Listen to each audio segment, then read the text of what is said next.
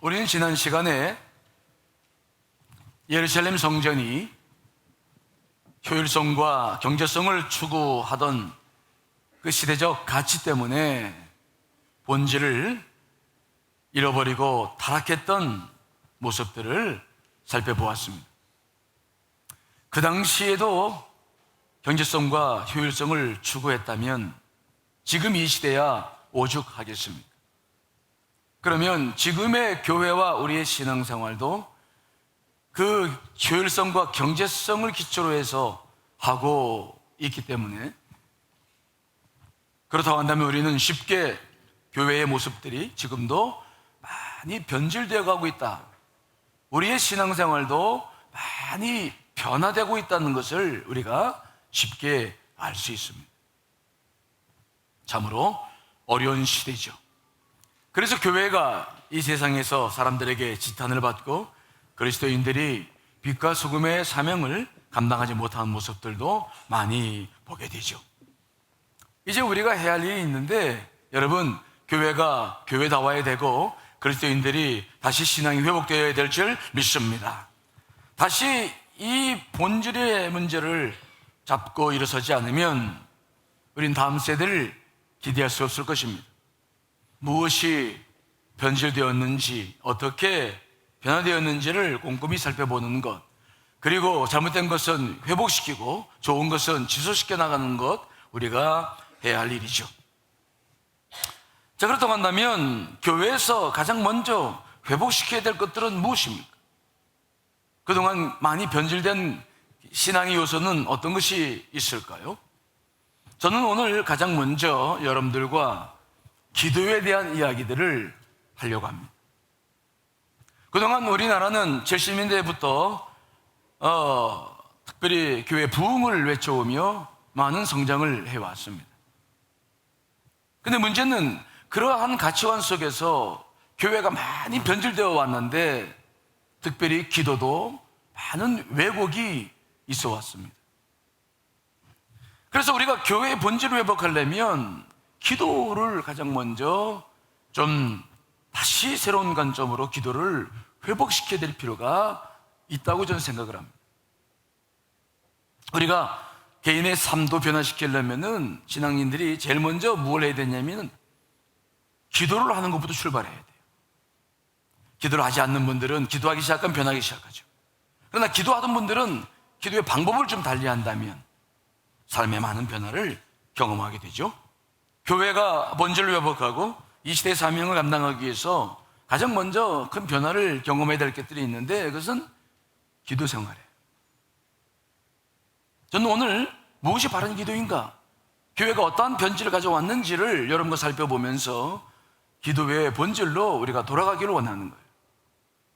하지만 오늘 설교가 자칫 잘못하면은 그동안 열심히 기도해왔던 분들에 대해서 오해를 불러일으키거나 그분들의 숭고한 기도의 정신을 폄하시키는 일로 오해될 수 있을까봐 제가 늘 이 설교를 준비하면서 기도를 많이 했는데 늘 걱정입니다.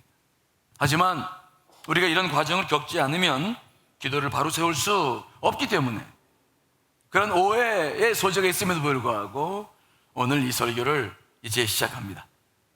여러분들 안에 기도에 대한 바른 이해, 또 바른 기도가 우리 교회에 잘 정착되어져서 교회의 본질을 회복시켜 나갈 수 있게 되시기를 간절히 축원합니다. 자, 우리 한국 교회가 지난 반세기 70년대부터 지난 반세기 동안 기도를 해왔는데, 어떤 기도의 사람들을 키워왔냐면 우리는 보통 기도하는 사람들을 교회에서 기도의 용사다라고 불러요. 그렇죠? 기도의 용사들을 키워왔어요. 뭔가 강하고 힘이 있게 기도하는 모습을 보고 싶었고 또 그럴 필요성도 있었어요. 그래서 교회에서 기도 좀 하신다는 분들을 보면은 이미지가 부드러워요? 좀 강해요? 조금 강하죠? 뭔가 좀 카리스마가 있어 보이고 왠지 조금 다른 교우들과 조금 다른 느낌이 있어요. 저도 시골에서 고향교회 다닐 때 어렸을 때 제일 무서웠던 분이 계신데 그분들은 교회에서 가장 기도를 많이 하는 권사님이셨어요. 그분들을 만나면 괜히 주눅 들고 뭔가 잘못된 것 같기도 하고 굉장히 강했던 모습들. 지금도 여전히 교회에도 그런 모습이 보이죠. 그 왜 그런 건가 도대체가? 아니, 기도라고 하는 것은 하나님을 만나 대화하는 것인데, 그럼 하나님의 인격을 닮아야 되는데, 그럼 사람들이 부드럽고 하나님의 성품이 나와야 되는 것인데, 왜 기도를 많이 하는 사람들에게 있어서 그런 모습보다는 강한 이미지가 또 풍겨나는 것인가? 이것은 우리 한국교회의 기도가 이제 새롭게 좀 변화의 필요성이 있다는 것을 우리들에게 보여주는 중요한 대목입니다. 왜 이러한 일들이 벌어지고 있는가? 우리는 기도라고 하는 것을 이야기할 때 끊임없이 간청하는 것, 끈질기게 기도하는 것. 우리는 기도를 이야기했을 때 보면 대표적인 이미지가 바로 뭐냐면 하여튼 끈질기게 강청하는 기도가 우리가 생각하는 기도의 가장 큰 이미지라고 생각을 해요. 여러분, 그렇죠? 열심히 기도하는 거, 부르짖고 막 기도하는 거. 저도 그런 기도를 배워왔고 그런 기도를 우리 교회에서도 많이 하고 있고, 그런 기도가 잘못됐다는 건 아니에요. 오늘 오해 없으시기 바랍니다. 그런 기도가 잘못됐다는 건 아니에요. 그런 기도 절대적으로 필요하죠. 그런데 그런 기도만 해 오다 보니까 생기는 다른 어려움도 있는 거죠. 여러분, 성경에 나와 있는 기도 이야기 중에서 어떤 기도에 대한 이미지가 여러분들 안에 가장 강하게 박혀 있나요? 많은 기도의 이야기가 있는데 대부분 교우들 속에는 야곱이 막 하나님의 사자와 밤새 씨름했던 야복 나루토의 일들이 기억날 거예요. 그렇죠? 밤새도록 싸움해가지고 치열했던, 투쟁하는 모습들, 일사각오의 자세로 병사처럼 전투에 임하는 사람들. 그래서 교회에서는 기도하는 분들을 기도 용사다라고 부르기도 하고 기도의 군사다라는 그런 군사 용어들을 자꾸 써요. 그렇게 강해야 된다고 생각을 하죠. 그런데 지금까지 이렇게 저도 동성기도 정말 좋아하고 그 중요성이 있기 때문에 기도를 많이 하는데, 근데 이렇게 지금까지 기도를 해오신 분들은 제가 오늘 드리는 설교를 듣다 보면은, 그런데 우리가 뭐가 잘못됐다는 거지? 통성으로 기도하면 안 된다는 건가?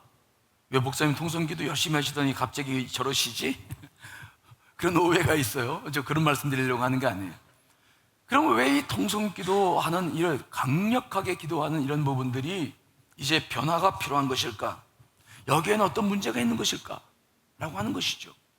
왜 이것에 대한 변화가 필요할까요? 이것은 통성기도를 제가 해보니까, 교도 훈련 시켜보니까 강력한 기도는 좋긴 좋고 필요한 데는 다 있는데 한 가지 문제가 있어요. 무엇입니까? 이것은 기도자의 상태, 즉 교인들의 상태를 전혀 고려하지 않고 훈련시켰던, 강조해왔던 기도였기 때문이라는 생각을 많이 하죠. 그건 두 가지 의미인데, 사람들은 기질적으로 상태에 따라 불굴의 의지를 불태우며 기도할 수 있는 분도 계시고, 소극적인 내성적인 분들은 입을 열어 부르짖는 기도가 어려운 분도 계시다는 것을 이제 우리는 알고 있어요. 여러분, 그렇죠? 내성적인 사람들은 사람을 만나서 대화하는 것도 싫은 사람인데 기도조차도 이게 하는 것 자체가 부담스러워서 마치 기도를 하라고 그러면은 부담스러워 하시는 분들이 있어요. 기도가 그렇게만 생각하니까 부담스러운 거죠. 두 번째 이유는 시대의 변화예요. 우리 민족은 한이 많이 있어요. 그래서 옛날부터 이 신앙생활을 하면서 우리는 막 부르짖으며 하늘을 토해냈어요. 하지만 지금은 시대가 많이 바뀌어서 이제는 우리가 그렇게 옛날처럼 막 하늘 토해내고 살아야 될 그런 일들 그렇게 많지 않아요. 그리고 이제 사람들도 조용조용해져서, 옛날에는 우리나라 사람들도 굉장히 시끄러웠어요. 지금 중국 사람들 오시면 막 시끄럽잖아요. 그렇죠? 그런 것처럼 막 우리나라 사람들도 옛날엔 시끄러웠어요. 근데 지금은 문화가 바뀌어지고 사회가 안정되다 보니까 이제는 그런 문화들이 많이 사라졌어요. 그러다 보니까 지금 우리가 기도를 막 토해내서 기도하라고 그러고 막 용사처럼 기도하라고 하는 것이 많은 사람들에게 부담이 되고 있는 것을 우리가 보는 거죠.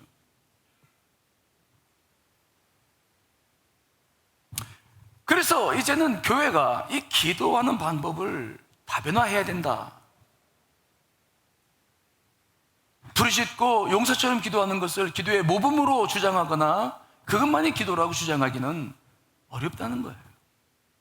이제는 다른 기도도, 우리 교회는 뭐 다른 기도를 많이 소개하고 있지만 배우고 더 깊은 기도를 할 수 있도록 교회가 기도의 변화를 일으키지 않으면 우리의 신앙도 변화가 어려울 거예요. 여러분, 부르짖는 기도를 할 수 있는 사람도 있고 할 수 없는 사람도 있어. 여러분, 학교에 가서 공부를 잘해야 됩니까? 우리가 못해야 됩니까? 뭘 더 원해요? 잘해야 되죠. 그냥 가서 공부를 잘하고 뭐 그 기준을 가지고 자식들 평가하고 막 옛날에 그랬어요. 근데 요즘은 좀 그런 것에 대해서 좀 우리가 이제는 잘못됐다는 걸 알게 되죠. 공부를 안 해도 사회에서 잘 삽니까? 못 삽니까? 잘 살더라고요. 우리 처제 중에 공부를 지긋지긋하게 싫어하는 처제가 있어요. 내가 그 처제를 가르치려고 애를 썼는데 못 가르쳤어. 근데 그 친구가 제일 잘 살아. 공부하는 것이 인생 전부다는 아니다. 이 보편화되어져 가고 있죠. 공부도 하나의 이제 보는 눈이 달라진 거죠. 이것처럼 우리가 교회에서 하는 기도도 이제는 좀 다양하게 볼 필요가 있는 거예요. 그 사람에 따라, 형편에 따라 그 기도를 할 수 있도록 훈련시키지 않으면 천편일률적으로 부르짖는 기도만 가지고는 우리 모든 기도자들의 기도를 훈련시킬 수 없다는 것이 지금 우리가 살고 있는 이 시대의 현실적인 문제가 아닐 수가 없는 것이죠. 그러다 만나면 진정한 기도란 뭐냐? 성경에서 말하는 기도란 뭐냐? 오늘 제가 설교를 일부 때 해보니까 기도를 많이 하고 했는데도 불구하고 기도를 열심히 하신 분들은 제가 하는 설교를 다 이해해요. 맞아요 그러더라고. 그리고 변화시켜 나가야 되겠습니다 하는데 기도를 잘 모르시는 분들이 더 어렵대요. 그래서 제가 오늘도 2부에 나오신 분들은 그래도 새 가족들은 좀 많지는 않은데 3부가 많고, 하지만 오늘 기도를 많이 안 하신 분들은 목사님 설교가 뭔지 기도하라는 거야 말라는 거야 조금 오해의 소지가 있다는 거 미리 말씀드리고 양해를 구합니다. 그러면 진정한 기도는 뭐냐? 먼저 이 기도라고 하는 것을 자꾸 무엇인가를 막 구해서 얻는 것으로만 이해하면 안 된다. 이 전제가 필요해요. 자, 오늘 본문 야고보서 4장 2절 3절 말씀 읽어보겠습니다. 시작. 너희가 얻지 못함은 구하지 아니하기 때문이요 구하여도 받지 못함은 정욕으로 쓰려고 잘못 구하기 때문이라. 그러니까 오늘 본문 말씀 보시면 열심히 구하기만 하면 모든 걸 다 받는다는 겁니까? 아니면 열심히 구해도 못 받는 게 있다는 겁니까? 못 받는 게 있죠. 그러니까 기도를 할 때 열심히만 구하면 다 받는다 이렇게 생각하면 안 된다는 거예요. 큰 구하고 막 이게 중요한데 이것만 가지고 안 되는 것도 있다. 사실은 이 말씀을 보면 오히려 기도자는 기도하기 전에 무엇을 기도하는지 목적을 분명히 하라는 말씀이죠. 그러니까 이 기도라고 하는 것을 무작정 구해서 받는다, 그냥 열심히만 하자 이렇게 생각할 것이 아니라 기도하는 내가 무엇을 구할 것인지 생각하지 않으면 안 되는 거예요. 그러면 구하는 것이 아니고 뭔가 받는 것이 아니라면 기도가 뭐냐? 성경은 기도를 뭐라고 그러냐? 우리 기도의 사람들은 기도를 뭐라고 정의했을까요? 기도는 여러분들이 잘 알고 있는 정의죠. 기도는 우리 기독교 2000년 동안 많은 기도의 사람들이 정의해 왔는데, 기도는 뭔가를 막 구해서 받는 것이라기보다는 기도는 하나님과의 사귐이다. 따라합시다. 하나님과의 사귐이다. 교제다. 이게 기도라는 거죠. 즉 기도의 알고 있는 거지만 대표적인 중심 사상은 뭐냐면 구해서 얻는 것이라기보다는 하나님과 뭐 하는 거라고요? 사귀는 거예요. 사귄다는 말이 특별한 말이잖아요. 그렇죠? 젊은 사람들이 이렇게 보면 서로 남녀끼리 서로 이렇게 연애를 하는 것을 우리 때는 뭐 연애한다 그랬는데 요즘은 뭐 한다고 그래요? 전부 사귄다 그러더라고. 사귄다는 말에는 뭔가 깊은 내면의 그런 치밀한 뭔가가 좀 있는 것이죠. 그러니까 이 기도라고 하는 것을 생각할 때 막 뭔가 구해서 막 이거 생각하지 말고 기도란 하나님과 뭐 하는 거라고요? 사귀는 거예요. 기도의 대표적인 개념들을 바꿔나가면 마음이 조금씩 열려져요. 기도에 대해서 마음이 열려져요. 난 저렇게 기도 못해. 아니야, 누구나 할 수 있어. 저렇게 기도 못한다는 말에 의미는 무슨 의미가 들어있어요? 열심히 못한다는 거지. 내성적인데 어떻게 그렇게 해요? 그러나 이제는 기도를 조금 바꿔놓으면 나도 할 수 있어. 왜? 누구나 다 대화는 하잖아요. 누구나 다 사귈 수는 있잖아요.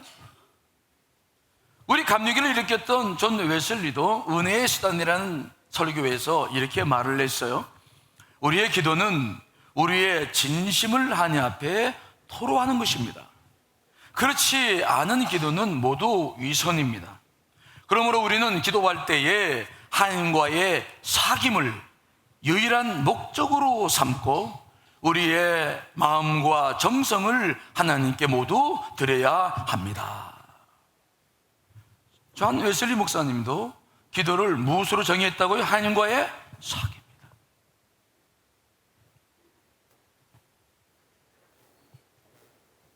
만일 기도를 뭔가를 구해서 열심히 구해서 얻는 것이라고 생각한다면 그 기도는 응답받아야 할 것이 나요. 그런데 그 기도는 응답 받는 것까지는 좋은데 중요한 문제가 하나가 있는데 어떤 문제가 있느냐? 응답 받긴 받았지만 기도자의 인기적 변화는 경험 못해요. 이게 가장 큰 문제예요. 여러분 자녀들이 돈 달라고 그러면 돈을 줘. 달란 대로 막 다 줘서 자녀들을 그렇게 키우면 그 놈들이 부모님들 어려운 일을 알까요? 모를까요? 그 친구들이 인생을 잘 살까요? 못 살까요? 인품이 제대로 형성될까요? 안 될까요? 안 돼요. 버릇 없어지죠.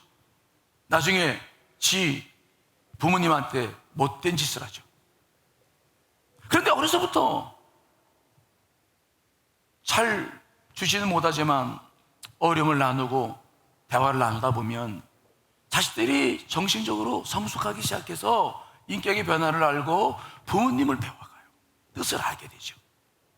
여러분, 기도라고 하는 것도 이게 뭔가를 얻겠다는 목적을 가지고 기도하기 시작한다면 얻긴 얻어. 그러나 그 사람의 변화는 일어나지 않아. 그런데 하나님과 사귄다는 생각을 하면서 주님과 깊은 교제를 이루어 나가다 보면은 이심전심의 일심동체가 되어져 가는 것을 자꾸 경험하죠. 때로는 말로, 때로는 침묵하며, 때로는 찬양하며 하나님과 교제합니다. 때로는 격렬한 감정을 주고받으면서 하나님과 사귀어갑니다.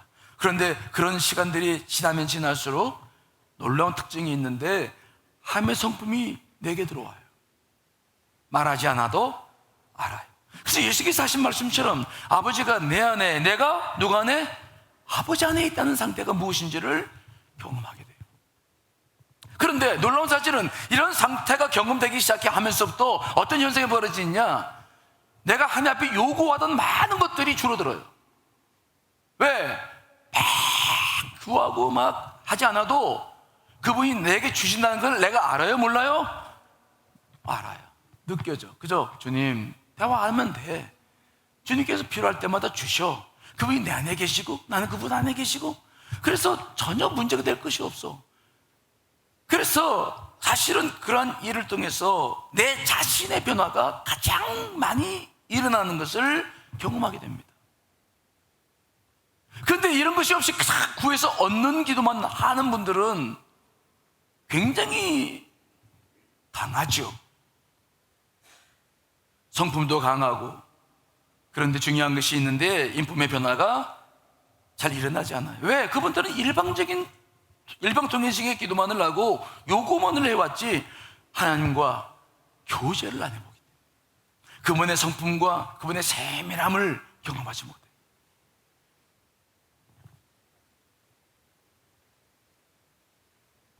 그래서 우리는 기도의 본문 가운데서 이 본문을 새롭게 해석할 필요가 있어요. 과부와 재판장의 비유, 누가복음 18장에 나오는 이야기죠.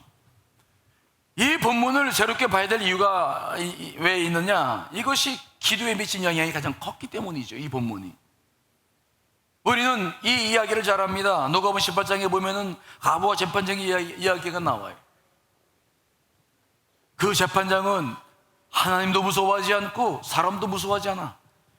아나무인이죠.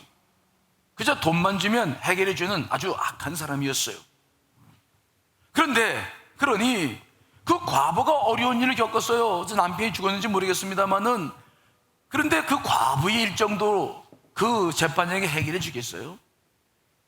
안 해주죠. 뭐 돈이나 받아야 해결해 주는데 해결해 주실 수가 없죠. 그러니까 그 과부가 그 문제를 해결하기 위해서 한 방법이 무엇이었습니까? 매일같이 찾아가는 거죠. 가서 오늘도 가서 안 만나죠. 그럼 내일 또 가.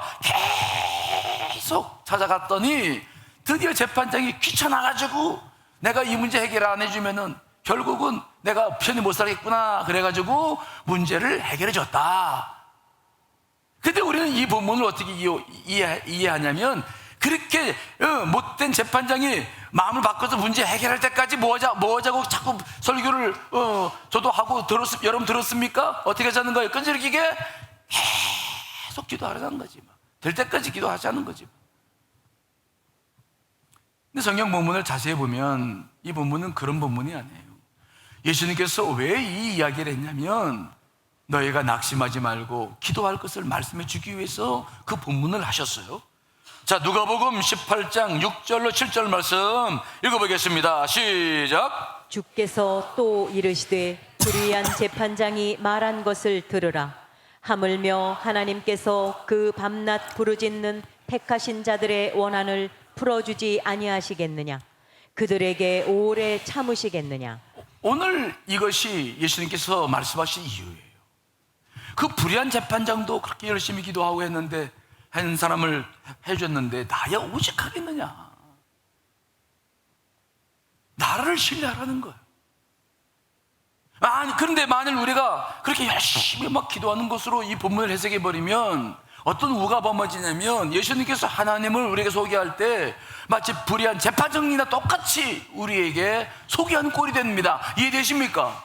하나님도 불의한 재판장처럼 그런 분이니까 열심히 기도하고 막 달려들어야 문제가 해결된다고 우리들에게 소개해 주신 거나 똑같은 것이 됩니다.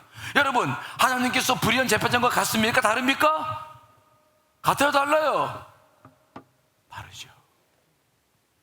하나님은 선하신 분이시죠. 그분 우리의 작은 신음에도 응답하시는 분이시죠. 그분의 이야기는 당대의 이야기에 이미 잘 나와져 있어요. 그래서 빌 하이빌스 목사도 이 불의한 재판장의 비유를 이렇게 해설을 하고 있더라고요. 우리의 사랑 많으신 하늘 아버지는 예수님의 이야기 속에 등장하는 이 재판장과 닮은 점이 전혀 없다. 이 재판장은 삐딱하고 불의하고 불공평하며 사람을 무시하고 돌보지 않을 뿐 아니라 자기 개인사에만 열중하고 있었다. 이어 반대로 우리 하나님은 의로우시고 정의로우시며 거룩하시고 온유하시다. 또한 항상 우리를 응대하시고 동정하신다. 하나님은 자신의 자녀들에게 복 내려주시기를 기뻐하신다. 하나님의 말씀인 성경이 그렇게 가르치고 있다. 그게 하나님의 본성이다. 하나님 자신이 바로 내어주시는 하나님, 축복하시는 하나님, 격려하시는 하나님, 양육하시는 하나님, 힘을 불어 넣어주시는 하나님, 사랑해 주시는 하나님이시다. 그렇습니다. 오늘 이 비유의 말씀은 그렇게 끈질기게 해야만 응답받는다는 말씀이 아니에요. 하물며 하나님과 뭐냐? 그 불의한 재판장도 그렇게 못된 사람들도 그렇게 과부의 기도에 응답하는데, 필요를 채워주는데, 아니 내가 너희들을 어찌 사랑하지 않을 수 있겠느냐?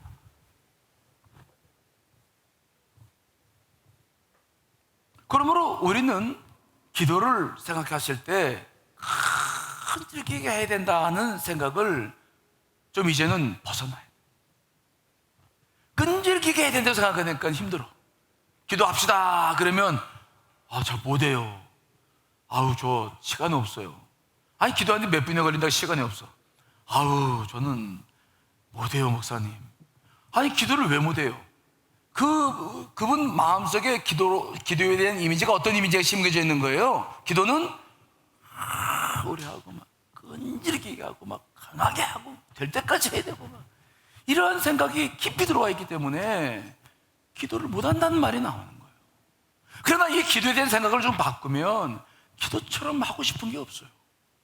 제가 예전에 저희 어머님이 소천하시기 전에 사실 제가 집에 쫓겨났기 때문에 신학 공부한다고 저를 쫓아냈기 때문에 어머님하고도 관계가 안 좋았어요. 아버님이 하면 말할 것도 없고 어머님도 근데 어느 날 어머님과 대화를 하는데 저를 잘 이해해 주시면서 대화를 하는데 대화가 막 몇 시간 갔어요.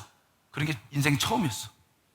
근데 이상하게 그때부터 제가 달라진 게 있는데 어머님을 뵙는 게 그렇게 기다려지고 좋아지더라. 예전에는 어머님 뵈면 뭐 인사하고 그냥 예 다녀왔습니다. 잘 계셨어요? 그냥 그러고 말았어. 근데 그 뒤로부터는 어머님 뵙는 것이 너무 즐거워요. 그 어머님 뵙는 시간이 기다려져. 그리고 그 시간이 부담이 되는 것이 아니었어요. 기도라고 하는 것은 끈질기게 막 응답 올 때까지 기도하는 것이 아니라는 것, 그것만이 기도가 아니라는 것을 여러분 안에 먼저 마음을 가지시기를 간절히 축원합니다. 그렇다고 한다면 끈질기게 기도해야 될 이유가 없다는 거냐? 아니에요. 끈질기다는 말을 다른 말로 말하면 열심히 기도해야 되는데 열심히 기도해야 될 이유가 있습니다. 왜요? 왜 열심히 기도해야 됩니까? 하나님과 깊은 교제를 위해서인 줄 믿습니다. 무언가를 막 얻어내기 위해서 그냥 안 주겠다는 사람을 쫓아다녀서 또 쫓아다녀 이게 아니라 이제는 하나님을 만나서 깊은 대화를 하고 싶은 거예요.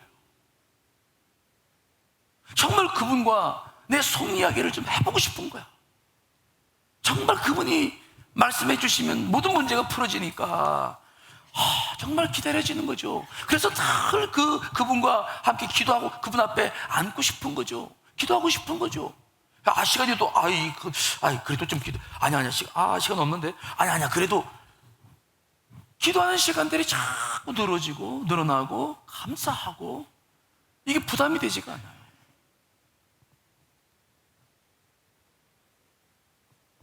우리는 여기서 한 가지 좀 더 오늘 제가 몇 가지 좀 중요한 이야기를 하는데 우리가 여기서 또 한 가지 좀 생각하고 넘어가야 될 게 있는데 우리는 기도하면서 하나님을 믿어야지 기도하는 방법을 믿지 않으시길 간절히 축원합니다.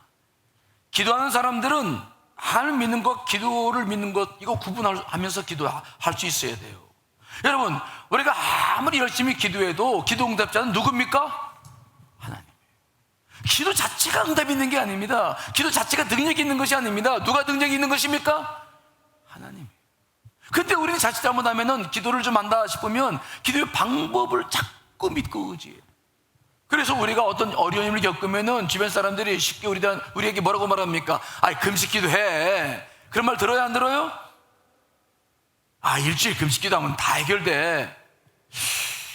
그 말을 이렇게 들어보면 뭐 무슨 말인지 이해는 하겠어. 근데 금식 기도 일주일 하면 모든 문제가 해결되는 겁니까? 아니면 하나님이 해결해 주셔야 해결되는 겁니까? 하나님이 해결해 주셔야 되죠. 금식 기도는 중요합니다. 왜 중요하냐? 금식 기도하면 모든 것이 해결된다는 통치약이 아닙니다. 금식은 그렇게 하는 거 아닙니다. 왜 금식해야 되느냐? 금식을 해보면 여러분 아시겠습니다만은 내가 육을 죽이기 때문에 전심으로 주 앞에 설 수 있어요. 그래서 주님과 소통이 잘 되기 때문에 기도가 중요한 거지. 금식 기도 일주일하면 모든 문제 해결된다? 그런 말씀이 성경에 있어요, 없어요? 여러분 하나님을 믿지 못하고 기도의 방법을 추구하고 믿는 것이 바로 뭐냐면 무속신앙이에요. 뭐라고요? 무속신앙. 생각해 보십시오. 하나님을 믿지 못하는 세상 사람들 하나님을 몰라. 옛날에 저희 어머님도 그러셨어요. 하나님 믿지 못할 때 새벽에 나가보면은 장독대에다가 떡에 놓고 그냥 옷을 입으시고 비나이다 그러시더라고. 어머니 뭐야 했어요? 그러면 빌었지. 누구한테요? 그건 몰라. 그냥 비는 거야. 근데 대상은 몰라. 근데 빌 때 정성은 다해야 되는데, 그래서 목욕 재배하시고 흰 소복처럼 그걸 입으시고는 머리 길게 내려놓으시고는 그냥 비는 거야. 근데 누구한테 빗는지는 몰라. 이건 무속신앙이에요. 이건 우리가 말하는 기독교 신앙이 아닌 거예요. 기도의 방법도 중요한 것은 그분과의 소통의 관계가 좋기 때문에 따르는 거지, 기도의 방법의 문제를 해결해 주는 것이 아니기 때문에, 여러분, 하나님을 믿는 것과 기도의 방법을 믿는 것을 구분할 수 있어야 될 줄 분명히 믿습니다. 특별히 우리가 종종 기도 응답을 받지 못할 때에는, 그래서 우리는 어떤 생각을 하냐면, 내가 기도를 잘못했다, 아니면 내가 기도를 최선으로 하지 못했다, 그런 이유들을 많이 대요. 저는 그런데 목회를 하면서 제가 이렇게 기도를 또 때로는 가르쳐 보기도 하고, 제가 기도하는 것을 보기도 하고, 교회 기도하는 것을 보기도 하는데요, 기도 응답이라고 하는 것이 기도하는 자세와 관계가 있기도 해요. 모세는 막 두 손을 붙들고 기도하고, 엘리야는 막 두 무릎 사이에 대고 머리를 박고 기도하고, 간절함을 표현하는 것은 아주 중요한 일이죠. 그러나 그것 때문에 하나님께서 응답하시고 안 하시고의 문제는 저는 그렇게 많지 않다고 생각해요. 여러분, 기도 응답을 받지 못할 때는 무엇을 믿으셔야 되냐면, 정말로 하나님의 선하심을 믿는다고 한다면, 아하, 내가 기도하는 것보다 다른 것을 계획하시고 계시구나, 내가 생각하는 것보다 훨씬 좋은 계획을 갖고 계시구나. 여러분, 그런 하나님의 선의, 하나님의 자비로우심과 사랑을 믿으시기를 간절히 축원합니다. 사전 결단하듯 기도하지 않아도 내가 정말 주님과 소통만 할 수 있다면, 우리가 하나님을 막 굴복시키려고 하나님의 오른손을 꺾어서 막 비틀고 막 이렇게 하지 않아도 그분은 넉넉히 응답해 주시는 분이시더라고요. 그러므로 우리가 기도를 할 때마다 끈기 있게 기도해야 된다는 것 중요한 문제입니다. 하지만 끈기 있게 기도하는 이유는 뭐냐? 얻기 위해서가 아니라 주님과 깊이 사귐을 갖고 나눔과 교제를 위해서 그렇게 기도해야 될 줄 믿습니다. 그래서 내가 변화되는 것, 그래서 주님과 그렇게 변화되어지고 깊은 교제가 이루어지면은, 아까도 말씀드렸지만은 정말입니다, 기도를 통해서 내가 변화되면 하나님께 대한 요구 조건들도 자꾸 줄어들어요. 오히려 주님과의 교제가 늘 관심이지, 뭔가 부족해가지고 막 달라고 하는 그런 것들 점점 줄어들어요. 기도를 경험하신 분들은 이런 상태가 무엇인지를 이미 알고 있을 거예요. 그저 필요한 것은 잠깐 그저 얘기를 하고 나머지는 주님께 이제 사귀면 되죠. 그러면 점점 우리의 기도는 성수를 향해 나아가는 것을 경험할 거예요. 그런데 이렇게 기도에 대한 생각들을 바꿔버리면 여러분들에게 어떤 일이 벌어지냐면, 순간 좀 혼란스러움이 찾아와요. 영적으로. 지금 설교 들으면서 조금 그런 분들이 있을 거예요. 그러면 어떻게 기도하라는 거야? 목사님 지금 기도하라는 거야? 말라는 거야? 열심히 하라고 그동안 그러더니, 그러면 열심히 안 해도 된다 그러면 어떻게 기도하라는 거야? 혼란이 생기죠. 저도 이런 과정을 다 거쳐왔기 때문에 그 혼란이 무엇인지 알고 있어요. 기도하려고 손을 잡았는데, 무릎을 꿇었는데 뭘 기도해야 할지 모르겠어. 기도의 공백. 근데 지나놓고 보니까 이러한 경험들이 아주 중요하더라고요. 그러고 제가 깨달았어요. 여러분들이 이런 설교를 듣고 기도하려다 보면은 멍하니 그저 두 손을 잡고 앉아있는데 무슨 기도를 해야 될지 몰라서 멍하니 있을 때가 있을 거예요. 영적인 공백. 기도하려고 했는데 기도거리가 없어. 근데 여러분, 그 경험이 아주 중요한 경험입니다. 왜 중요하냐? 그 경험을 통해서 저와 여러분들이 배워나가는 게 하나가 있는데, 그것은 바로 뭐냐면 기도의 침묵입니다. 따라합시다. 기도의 침묵. 침묵을 배워요. 그동안 막 많은 걸 요구했는데 이제는 하나님 앞에서 가만히 앉아 있는 거야. 뭐 얘기할 것도 별로 없어. 근데 앉아 있죠. 이것을 우리는 무엇이라고 말하냐면은 기도자의 침묵이라고 말해요. 뭐라고요? 침묵. 이 침묵도 여러 가지가 있지만은 아무튼 우리는 더 이상 뭔가 요구하고 싶지 않아. 근데 그분 안에 편안하게 앉아 있어. 그런데 그 침묵이라고 하는 것은 말을 하지 않을 뿐이지만 영적으로는 그분 안에 내가 있는 것이죠. 그래서 영적인 느낌들이 다가오는데 편안한 느낌이 오고, 두려워하던 마음들이 사라져가고, 나는 뭔가를 막 구해야만 직성이 풀렸는데 그렇지 하지 않아도 가만히 주님 안에 머물만 있어도 영적 충만함이 무엇인가를 경험하기 시작하는 단계. 이해되십니까? 그래서 우리가 그러한 영적인 혼돈 속에서 저 앞에 머물러 있는 것은 침묵을 배우는 첫 단계인데 아주 중요한 단계예요. 기도의 사람 데레사는 무엇을 우리에게 얘기했냐면 기도는 침묵에 뿌리를 둬야 된다. 이게 무슨 말인지 잘 몰랐는데 이제 우리는 알게 되죠. 이게 무슨 말입니까? 침묵을 지켜보십시오. 내가 요구했던 것들을 막 말씀하지 않고 이제는 뭘 해야 될지 몰라가지고 가만히 있어 보십시오. 근데 그때부터 여러분들 내면 안에서 올라오는 맑은 생각들, 말씀들, 이미지들이 있어요.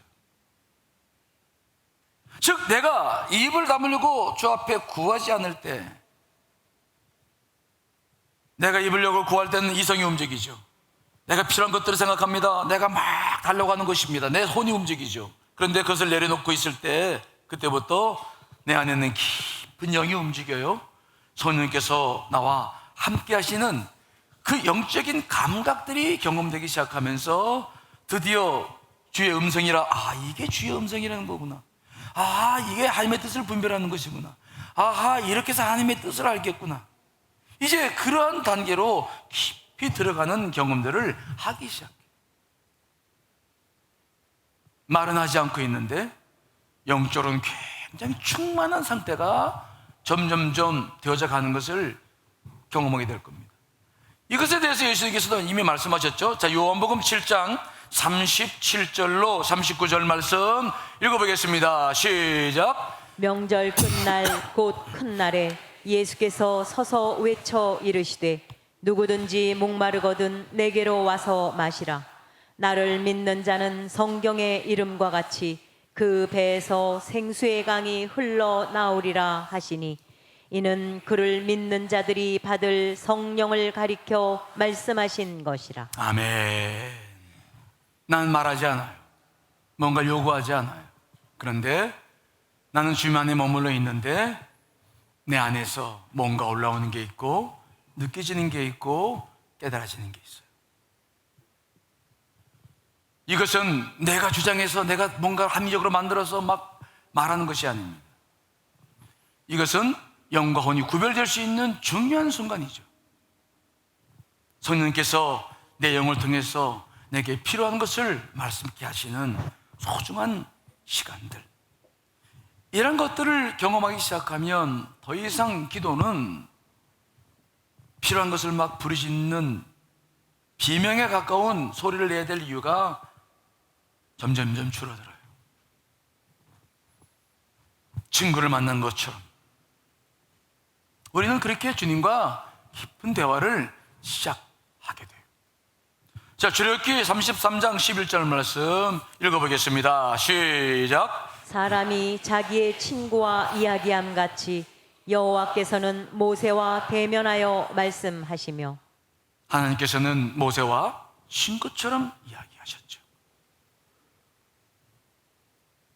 이것이 기도의 진정한 모습이고 바른 기도예요. 저는 아직 모세처럼 이렇게 이런 단계에 들어와 있지는 못하지만 이제 경험해 오면서 그동안 수년 동안 이런 일을 경험해 오면서 제게 또 여러분들께 말씀드릴 수 있는 것 하나가 있는데 그것은 뭐냐?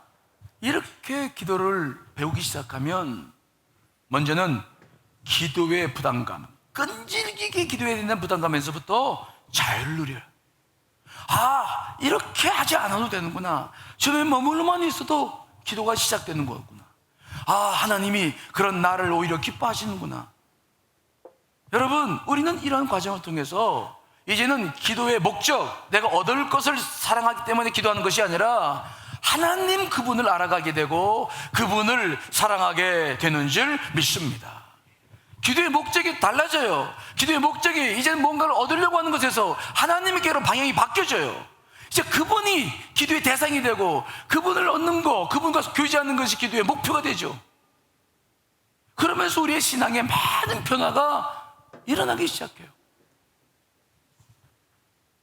제가 언젠가 선교여행을 갔다 왔는데 선교여행을 가면 뭐 늘 가족들 선물이 이제 생각나잖아요. 저도 이제 선교여행 다니면서 시인이 선물도 사주고 예인이 선물도 샀는데 아내 선물은 그냥 뭐죠? 공항 면세점에 가면 있을 것 같아서 그냥 뭐 준비 안 했어요. 그리고 딱 비행기 타고 도착을 해가지고 나오다 보니까 나올 때는 면세점이 없더라고요. 공항에 면세점이 들어갈 때는 있는데 난 나올 때는 있는 줄 알았어. 근데 보니까 지금은 어떤지 모르겠는데 그때는 나올 데가 없어. 어이구, 이거 큰일 났다. 사모님의 선물을 준비 보냈으니 이거 어찌 살아남겠나. 그래가지고 이제 미안한 마음으로 가가지고 이제 애들한테 선물도 주고 시인이 선물 주고. 근데 집사람한테는 어떻게 합니까? 사실 짓고 해죠. 그래서 미안하다고 사과한다고 그랬더니 그때 집사람이 저한테 그런 말을 해요. 걱정하지 말라고. 안전하게 돌아온 당신이 선물이지 다른 선물이 뭐 필요하냐고. 와, 박수 한번 쳐야 될 거 아니에요? 어우, 난 처음 들어봤어요, 그 얘기. 근데 그 말을 듣는데 내가 너무 기쁜 거야. 그래서 다음부터 또 그 말 쓸까 그러다가 이제 그러면 또 마냥 될까 없었는데 정말 나만 된다. 그 말이 굉장히 저한테는 힘이 되고 좋았어요. 애들은 선물인데 신이 예인이가 어렸을 때니까 막 선물을 좋아했는데 집사람이 나면 되는구나. 그때 많은 생각을 하고 깨달았어요. 여러분, 우리 하나님과의 관계도 마찬가지예요. 우리가 출발은 많은 것이 필요해서 기도하고 출발합니다. 정말 많은 게 필요하잖아요, 지금도. 그런데 정말 우리의 기도의 방향이 제대로만 잡히기 시작하면, 정말 이제 하나님께 초점을 맞추고 그분과 사귐이 내 기도의 목표가 된다면 우리의 신앙생활하는 모습들도 많이 바뀌게 되고 교회의 모습도 많이 바뀌고 여러분 개인의 영적 성숙도 크게 이루어지게 될 줄 믿습니다. 기도라고 하는 것은 요구하는 것만이 아니에요. 끈질기게 뭔가를 막 요구하고 밤새 해야만 얻어지는 게 아니에요. 여러분, 선물보다 더 중요한 게 있는데 선물을 주신 분이죠. 하나님이시죠. 그분이 나를 얼마나 사랑하는데요. 자기 아들 독생 손자를 땅에 보내셔서 나를 대신해서 죽게 하신 분이신데, 얼마나 나를 사랑하시는 분인데, 그분은 그렇게 목숨 걸고 막 하지 않아도 주님 안에 앞에 머물만 있어도 그분은 여러분들의 필요가 무엇인지를 아시는 분이셔요. 여러분, 기도는 꼭 성격이 강하고 막 해야만 하는 게 아니라 누구나 다 할 수 있는 게 기도인 줄 믿습니다. 그러므로 이제 우리는 새로운 기도를 좀 같이 배우고 나누었으면 좋겠어요. 때로는 부르짖는 기도가 필요합니다. 여러 가지 잡념이나 어려움이 있으니까 특히 철야 때나 새벽에 부르짖지 않으면 졸리잖아요. 어떤 부르짖는 기도는 여전히 중요해요. 그러나 이제는 그런 기도만이 아니라 정말 하나님과의 사귐을 위한 기도, 기도의 목적을 바로 세우고 기도한다면 여러분들 안에 주의 은혜와 평강이 더 크게 임하게 될 줄 믿습니다. 여러분, 이 새해에는 저렇게 기도에 도전하시기를 간절히 축원합니다.